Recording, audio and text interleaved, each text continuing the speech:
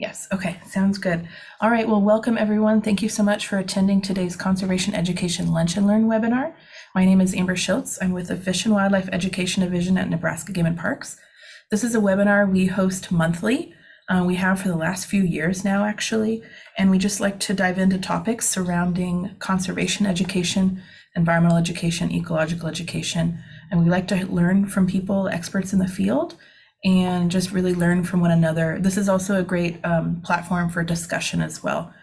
We've had a lot of great discussions on this series so far, so feel free as we continue on with this presentation. If you have questions, if you have comments, Sarah, our presenter today, has mentioned just put them in the chat, and I will be monitoring them and we'll address them as we go along.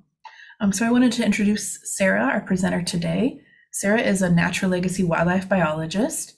She works with biologists and partners to put conservation on the ground for at-risk species and ecosystems, and she assists with research projects and environmental education efforts. She earned her bachelor's degree from the University of Minnesota and a master's degree from South Dakota State University, where she studied swift fox and around Badlands National Parks. So she currently lives and works here near Lincoln, or just outside of Lincoln, with her husband and daughter. So thank you so much, Sarah, for joining us today, for being willing to speak about this really great topic. I'm excited to learn from you. Again, to all our presenters, our participants, remember to remain on mute. But if you have any questions or thoughts, please put them in the chat, and we'll definitely encourage that today, and we'll get to those today. Sarah, it is all yours. All right. Thank you so much, Amber. So I am going to talk about the different educational components within the Nebraska Natural Legacy Project today. Amber already gave a great introduction on just who I am. I'm originally from Minnesota, so I have my undergraduate degree from Minnesota. I then had a bunch of different wildlife jobs where I traveled all across the country, always focusing on either like threatened or endangered species. That's always been my kind of passion. And then I got a master's degree studying swift foxes, which are right there on a picture there on the screen. So I studied swift foxes for a few years around Badlands National Park and got a master's degree. That's where I met my now husband. My husband and I live in Milford, so that's just outside of Lincoln, and we do have a young daughter. We love to go kayaking and fishing and camping. Overall, a really outdoorsy family. So for today, we're going to hit a couple different components. We're going to spend quite a bit of time just going over what is the Natural Legacy Project. What do those words altogether even mean? How is that funded? What sort of projects we do for the Natural Legacy Project? We're going to highlight some accomplishments that have come out of the Natural Legacy Project. And then we're going to really hone in on the educational components. So different ways we do environmental education through the Natural Legacy Project.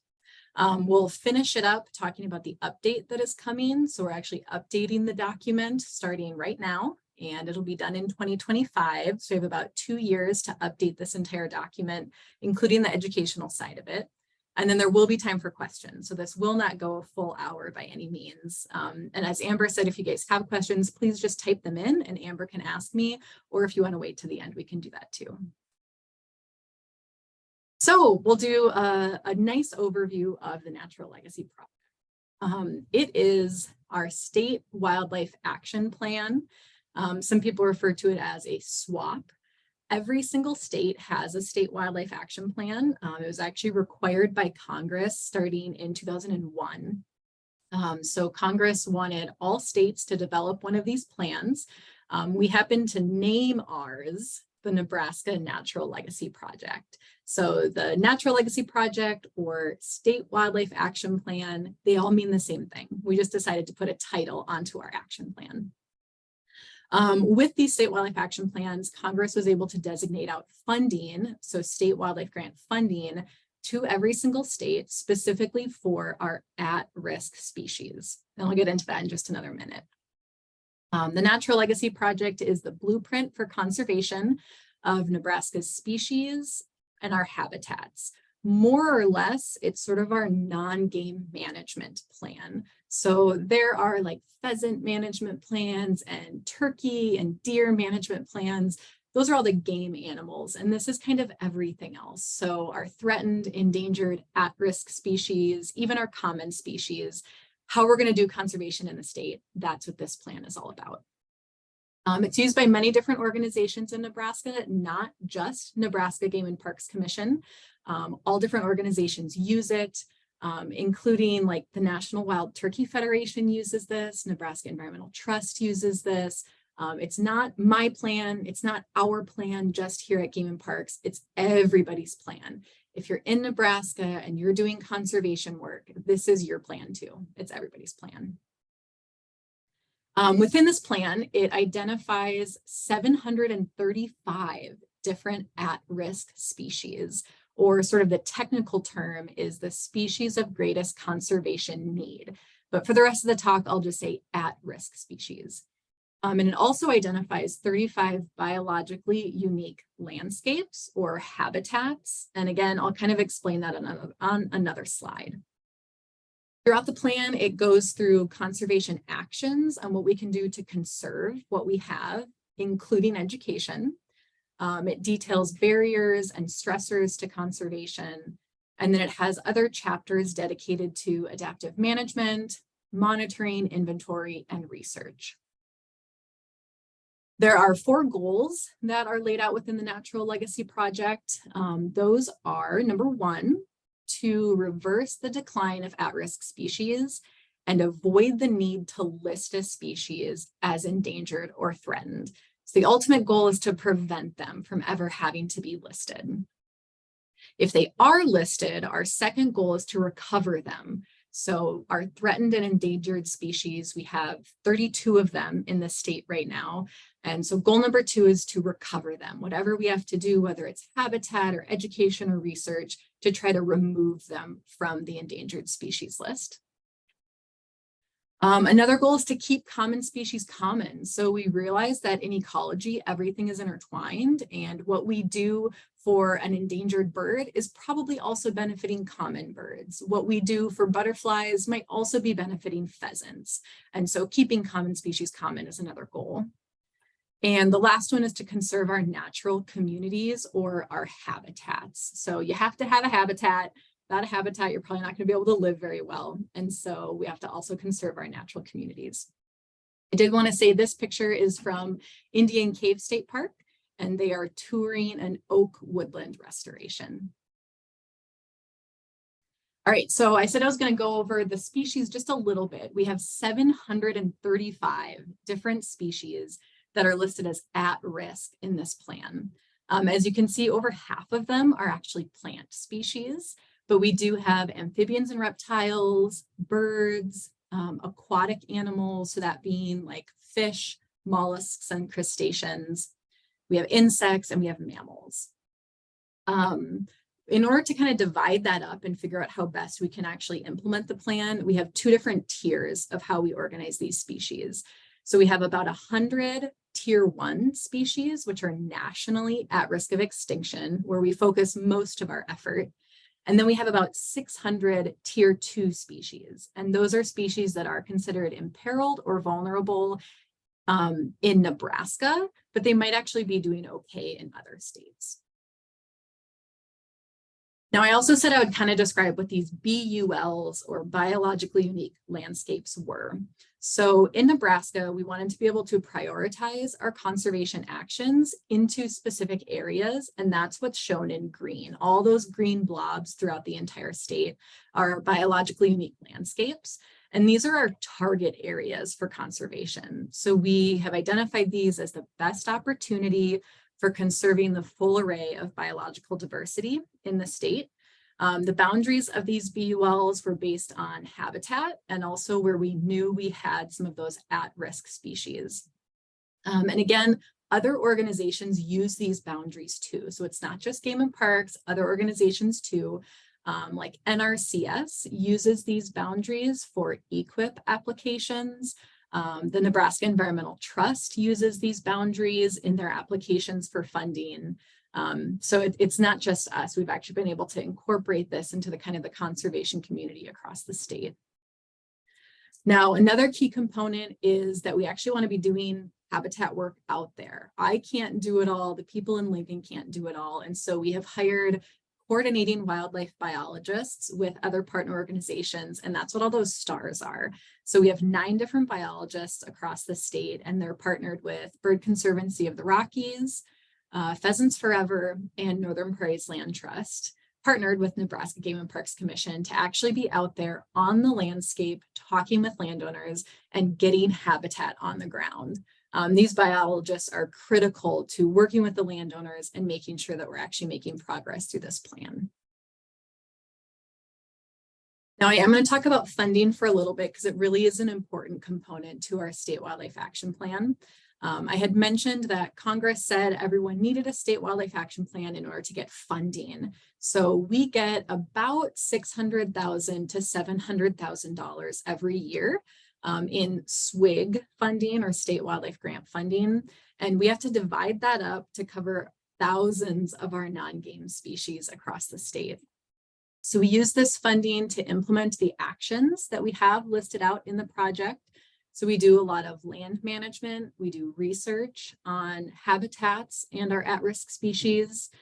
We also do a lot of education, and I will elaborate more on that shortly, the different educational components. And we also pay staff. So actually I'm completely paid out of state wildlife grant funding. In order to get that funding, we have to be able to kind of provide funding back too. So even though we get about $600,000 a year, we provide other funds. We have about $1 million to work with every year geared at our at-risk species. We get those matching funds through Wildlife Conservation Fund. So that often is funding research, management, education. It is the tax checkoff and also the license plates. So hopefully everyone on this call already knew about the license plate and you already have one of these. But if not, they're actually only $5. The money goes back to the Wildlife Conservation Fund and helps to support all the different programs you're about to hear about.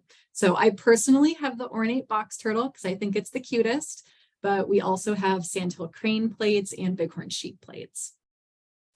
Another way we have matching funds is through the Nebraska Environmental Trust, or NET. I already kind of referred to them before. That revenue actually comes in annually through the Nebraska Lottery, and then they divvy it out to environmental organizations. And then the last way we have matching funds is through landowner match. So if we're going to go do a habitat project on someone's land, they can actually donate, whether that's true funds or in-kind match, like helping to prepare a site before we go and do habitat work on that site. Now, why is Nebraska unique? So every state has a state wildlife action plan. Okay, that's great. But we actually do a lot of really unique things. The collaborations and the partnership team that we have really is not matched to any other state. Our biologically unique landscapes, those BULs or those like habitat blobs, are really unique, and it's not just us that uses them. A lot of different organizations use them. And this plan doesn't just sit on a shelf. It isn't something we just wrote up and said, okay, we did it, give us our money. It is actually used. We're going out and doing research, we're doing education and completing stuff that this plan said we should try to complete. Hey, Sarah. Yeah. We just had one question. I just want to verify with the funding page that you were on. Melissa asked, so the 600 to 700,000 funds comes from Congress or from some federal source? So maybe clarification on where that comes from. Yeah, so the $600 to $700,000 a year is technically through like the U.S. Fish and Wildlife Service, which is the federal entity that divvies out that sort of money. So it is coming from the federal government. Thank you. Thanks for the question too, Melissa. Yeah. Okay, so I'm not going to read all of these, but the way we ensure that the Natural Legacy Project is implemented is we have a partnership team.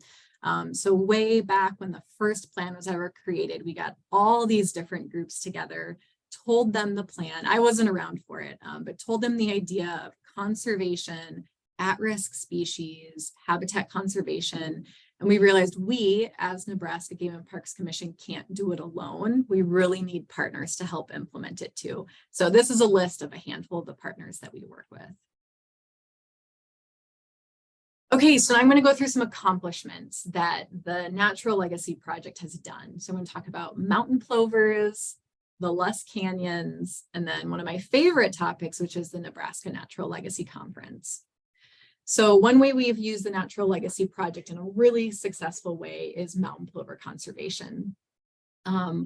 At the time, we only knew of 2 nesting pairs of mountain plovers in the entire state, and they were out in the far panhandle.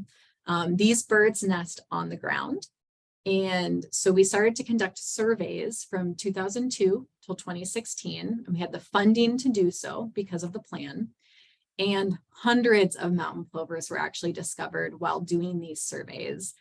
We better understood the habitats that they needed, the fact that they used dry land crop fields, and then we were able to do conservation efforts. So we were able to work with landowners to mark nests, and then they would till around the nest so they wouldn't go straight through the nest. And we ended up increasing chick survival. Now, this is really important because it actually contributed to the U.S. Fish and Wildlife Service not listing the species as an endangered species in 2011. And that's really quite a successful story. Another one is more of a habitat one, which is the Loess Canyons. So this is an area kind of out by North Platte, and it is being overrun with eastern red cedar trees. So eastern red cedar trees, if they come into an area, it increases wildfire risk. It also decreases livestock production. It decreases the quality of habitat for other wildlife. And prescribed fire started to come in.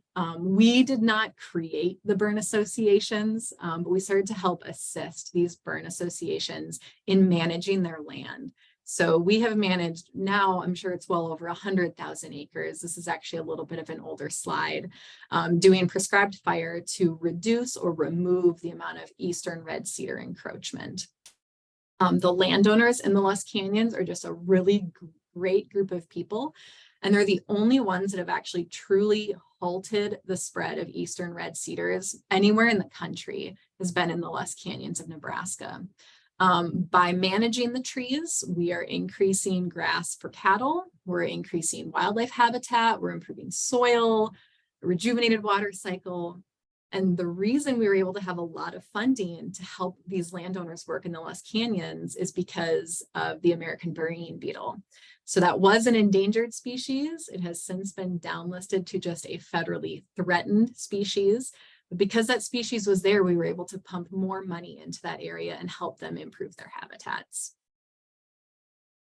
All right, now the last one is the Natural Legacy Conference. And from here on out, we're going to talk more about education, which is really what I wanted to discuss today. So the Natural Legacy Conference happens every single year. Our first one was in 2011. We usually get about 100 people from all over the state that will come to it. But I did want to mention that in 2020, we had 400 people registered, which is crazy because we had to go virtual because it was COVID. So even though COVID wrecked a lot of things and it was really difficult, going virtual with our Natural Legacy Conference like quadrupled our attendance at this conference. People can be biologists, they can be students, conservation professionals, educators. We talk about all different topics, always related back to our at-risk species and our habitats, but it's usually on things like research, education, community science, policy, different things about conservation. And we have 2 awards that we give out every year, Conservation Award and an Education Award. We've given out 3 education awards so far, and I did want to highlight that since I know we have kind of an educational focused audience. So for the past 3 years, we've given awards to Dennis Ferraro, to Jamie Kelly, and to Jason St. Sauvey. And the thing that we kind of have quoted there is for strengthening the field of environmental education and using the Natural Legacy Project to inspire others to learn about conservation. So that's a really cool highlight that we do at the conference. Conferences move every single year to a different location. And this year it will be at Divots Conference Center in Norfolk, Nebraska, October 3rd, 4th, and 5th. So I'll leave that up for just a second if anyone else needs to jot it down. But we will be meeting in Norfolk this October for the Nebraska Natural Legacy Conference and the Native Pollinator Summit. So we're partnering with a couple different agencies and we're going to talk pollinators really heavily this year at the Natural Legacy Conference. Okay, so now some other educational things. I talked a lot about habitat management and research. We also do education and we have funding that we can provide for education. One of those biggest things that we do is the LEAD workshop, or the Legacy and Environmental Education Discovery Workshop. This is an annual workshop. It's a 2-day immersive experience for educators. It's usually in June. They also move this around the state to different locations. So just this past June, it was at Cedar Point Biological Station, kind of out by Lake McConaughey. The year before that, it was at Ponca State Park. And again, they kind of move all around. It is completely free for educators to attend. It's geared toward educators who teach 5th through 12th grade, and they can really teach any subject, but what we would be teaching them is kind of how they can incorporate ecology and conservation into their curriculum. So this year out at Cedar Point Biological Station, the LEAD attendees learned about shortgrass prairie ecosystem. So among other things that they were learning was they went on plant walks, they visited a prairie dog town, they set trail cameras, they went kayaking. So all these like really cool immersive outdoor experiences, and then learning how to incorporate that into their curriculum. And funding for this in part is provided by the Natural Legacy Project, because parts of it are focused heavily on either at-risk species or ecosystems. Another thing that the Natural Legacy Project is able to help fund is the wildlife education trunks that the education division at Game Parks has. So these can be rented really by anyone, but they're usually rented by like classroom teachers, scout leaders, homeschool groups, or master naturalists. Again, they're free to rent and you get them for 2 weeks.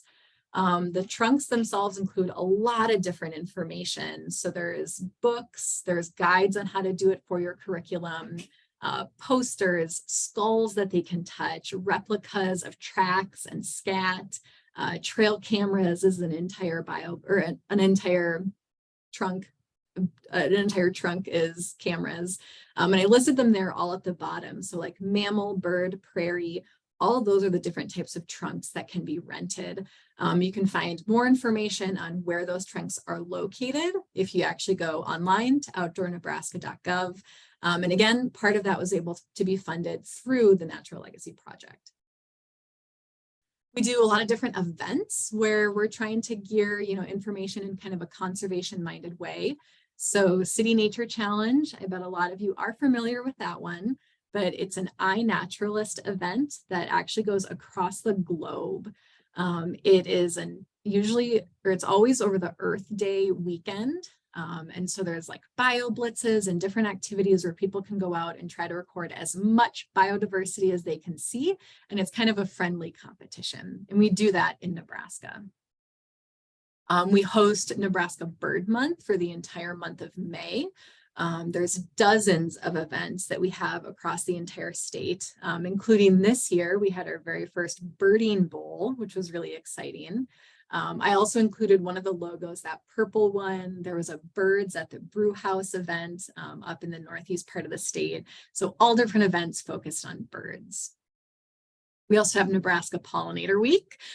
There's virtual and in-person events, lots of different challenges. It's usually the time in mid-June. And there's also Nebraska Reptile Month. So one of the things that I think is the coolest about Reptile Month is the art contest, where students can create a piece of artwork, sometimes a drawing of a specific reptile, and they learn about that reptile and try to draw it or create it in some way. But there's all other events that occur during Reptile Month too, and that is in the month of October. Other ways we're trying to educate people just about conservation, it's almost never ending, but we have biologists that have participated in podcasts like Nature Nerd podcast or the She Goes Outdoors podcasts. Lots of different virtual webinars and presentations, especially during COVID. That was just one of the best ways to reach people. So there were career chats, Nebraska Nature Nerd Night. This here right now, this Lunch and Learn is a great educational opportunity. There's been a ton of in-person workshops and trainings. So those can either be geared at children, they can be geared at adults, they can be geared at landowners. We target all different groups. Educational booths, signage is usually a big component in a lot of our grants that we do, that we can put up like really nice signs, oftentimes at state parks, just telling people about a cool species or about some habitat work that has been done on that area. We've done bio blitzes.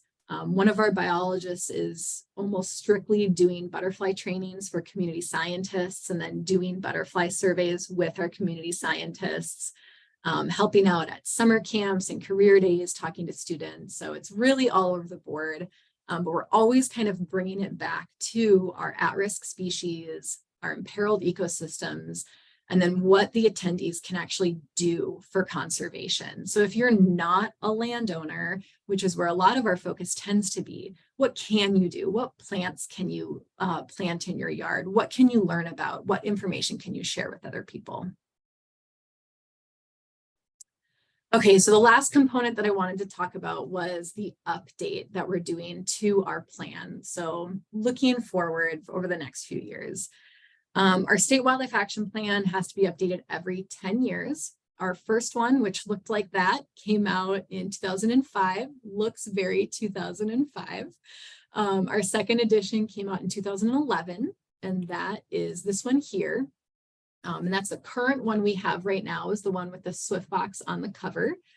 We published that in 2011 and then wanted to actually update our species list. So we provided a supplement in 2018.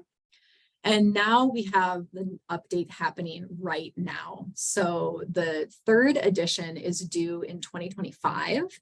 And again, I'm going to go through kind of the educational side of it, but this is a huge undertaking that is truly going to take probably 2 full years to update this entire plan. So for this entire update, again, it kind of goes from 2023, it's going to be due at the end of 2025. We have either put together or are in the process of putting together all these different teams. So we have sort of an internal Game and Parks coordination team, and then all of the other teams. So a partnership team, which I had mentioned earlier, the different folks that help implement, whether it's habitat, research, or education. We have a science team. We have an education team and a recreation team. We've actually split these up this year, and a goal is to really focus on expanding the area within the plan where we talk about environmental education and where we talk about wildlife-based recreation. So I highlighted that so you guys know that we're really hoping to focus on expanding those areas within the current plan. We also have a habitat implementation team, an ecoregion writing team. So we have 4 different ecoregions in the state, and we're gonna have to kind of update some of the information about those. And then species expert participants. So we have a whole group of bird nerds that come and talk about all the birds, a whole group of butterfly nerds that are just going to come talk about butterflies, mammals, things like that, to make sure we have the most up-to-date information. Over the course of the next 2 years, we're going to have a lot of different meetings. So we're going to have partnership team meetings, species expert workshops. That should be 2 different lines. Public input meetings where truly anyone can come and provide their information that, you know, either concerns that they have or ideas of how we could better implement conservation. And then conservation practitioner workshops. So that's really geared toward like biologists or folks who are actively implementing the project, how they can do it better. Specifically for this education team, it is not set yet, but we're actively trying to put it together. It's likely going to include people from Nebraska Game and Parks Commission, Nebraska Master Naturalists, the zoos that we have in our state. We're hoping to have nonprofits represented like the Nature Conservancy and Audubon, other types of governmental organizations like the National Park Service, some local natural resource districts or NRDs, UNL, especially UNL Extension. Lincoln Public Schools is going to be a really important partner. Other organizations like NACI and nature centers in our state. And we also really want to ensure that we're including our tribal educators as well. The plan for sort of this educational team that's going to be put together is that we would meet sometime this fall, go over what the plan is, what's currently in there, how do we currently do education when it comes to natural legacy species and habitats, and then kind of let those folks go out and gather insight, gather ideas, hear people's comments, and then come back to us with all that information that we can then incorporate into our new update that will be due in 2025. There'll absolutely be a review process in there, make sure we kind of got everything, make sure we understood what people were trying to recommend. And then hopefully those folks can then kind of become ambassadors for the Natural Legacy Project and environmental education in Nebraska. Okay, and we're almost done. This is just kind of the summary, and then hopefully there'll just be some questions at the end. But overall, what I hope you guys kind of take away from this talk is what the Natural Legacy Project is, in that it's the blueprint for conservation in our state. It focuses on our at-risk species and their habitats, focuses on education and research. The environmental educational components that we do from the Natural Legacy Project range from the Natural Legacy Conference that we have annually, to the wildlife education trunks that folks can rent out, to that lead workshop where the teachers are coming to learn how they can incorporate ecology and conservation into their own curriculums, to all those other educational outreach events that we do. And the legacy plan is being updated. So it's due in 2025. We are trying to include a heavier emphasis on environmental education and wildlife-based recreation. And we're going to be pulling a team together so that we can hear input from folks and we can incorporate that into the future, with the ultimate goal that once it's all in that plan, hopefully we have funding to be able to provide that back to people. And that is where I'm going to end. So I'm going to say thank you for listening. I'm really open to questions. And I can leave that up there. I'm the Natural Legacy Biologist at Game Parks, and there's my email address right there. Thank you so much, Sarah. That was excellent. We had one question, and then if anyone else has any questions, or maybe it was a comment, but it was a good one. Dan mentioned the greater prairie chicken should also be an option for license plates. What can be done to make this happen? So I wish I had input on what species went in there, but I wasn't in that meeting. I think that was actually before my time. But I guess, I don't know, you might have to go whooping crane if you're really either rooting for a bird. I don't know, but I agree. I love it. When we first came out with those, a lot of people were like, where's this species? Where's that species? But it was kind of new for Nebraska. Some other states have a ton of conservation-based license plates. But if we have the opportunity to expand, I will tell them greater prairie chicken. You can put that up the chain. I will write it down, Dan. I will write it on my notes. And if anyone says, Sarah, what new species do we need? I'll say greater prairie chicken. Awesome. Thank you. Yep. Does anyone else have any questions for Sarah concerning the Legacy Project or the revision process, especially with that emphasis on education?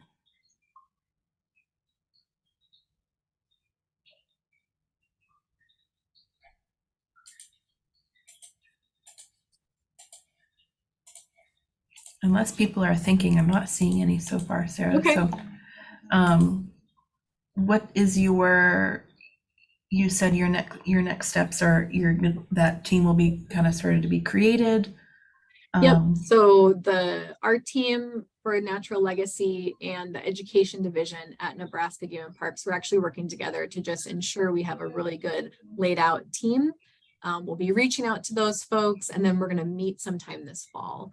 And then those folks and others can kind of be going out, gathering information, talking about the project, seeing where are some gaps, where can we expand, is there anything that we're missing that we really want to incorporate into it? But it is a long process. So we're hoping over the entire 2024, it'll be like a whole year of seeking people's input and making sure that it's written in there in an understandable way so that it's ready for 2025. Excellent. Thank you, Sarah. And do you know an estimated timeline of when that registration would open for the Legacy Conference? So it's probably going to be in August. Okay. So we don't like to do a lot in the summer because we have so many students that attend. And so we don't want to open registration or open out a call for proposals because we have so many undergraduate and graduate students and we just don't want to miss them in June and July. So probably in August. Awesome. So be looking for that. Yep. Excellent. All right. Oh, we have, Shauna mentioned stay up to date here. Thanks, Shauna. So she put the link to the Natural Legacy Conference on our website. So if you want to check that. Yes, thank you so much, Shauna. I appreciate that. And also when that registration is open, we'll blast it on our NACE listserv, probably a Nebraska Master Naturalist listserv, and yeah, you'll probably be hearing it from one channel or another. So yeah, hopefully. But definitely put it on your calendar, October 3rd, 4th, 5th, up in Norfolk at Divots, the big event center kind of on the western edge of Nebraska, or the western edge of Norfolk. We don't have all of the presentations obviously yet because we haven't put out a call for presentations, but we do anticipate a heavy pollinator component. Excellent. Thanks so much, Sarah. I really appreciate it. And thanks everyone else for, Shauna added one more. Awesome. Here's a good landing page for our conservation efforts as well. Thank you, Shauna. Those are great. I will add both of those to the follow-up email along with the recording of this presentation and an evaluation. And if there's any other resources Sarah wants me to share, I'll be sure to do that as well. So thank you all for joining us today. We will have our next conservation education lunch and learn series will be August 9, Wednesday, August 9, and we'll be speaking about nature as healer. So this will be a really cool presentation talking about the intersection of the outdoors and the natural world with mental health with a guest speaker from Adventure Recovery, which is a nonprofit organization that works in that intersection. That'll be a pretty cool conversation as well. But I'll send the registration for that also in a follow-up email. Thank you so much, everyone, for joining us today. I hope you have a great rest of your day, and hopefully we'll see you next month. Thank you so much, Sarah. Thanks, everyone. All right, bye.